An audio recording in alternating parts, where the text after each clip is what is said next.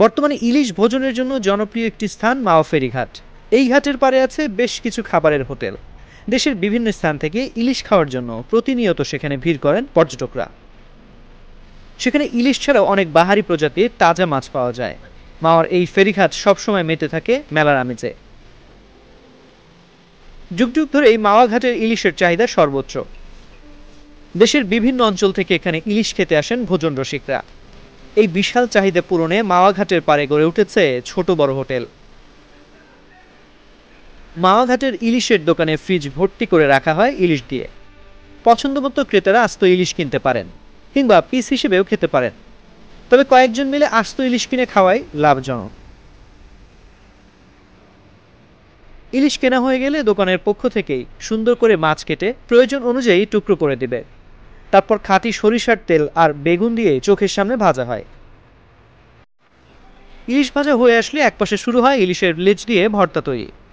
ইলিশ ভাজার গরম তেল আর পেঁয়াজ মশলা দিয়ে তৈরি হয় বিখ্যাত এই লেজ ভর্তা।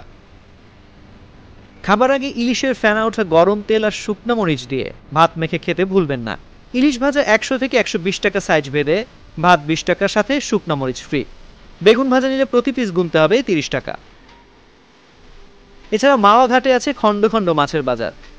এই মাছের বাজারগুলোতে বিক্রি হয় পদ্মা নদীর তাজা ইলিশ সহ ছোট বড় মাছ। চাহিদাও ব্যাপক।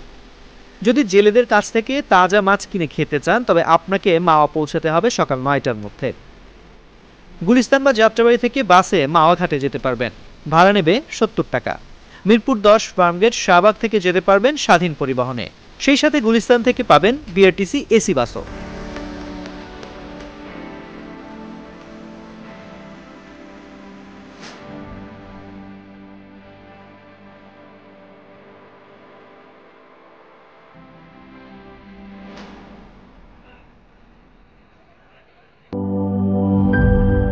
দেশি পাকা টমেটো আর সিক্রেট রেসিপির কম্বিনেশনে তৈরি প্রাণ সসের বস।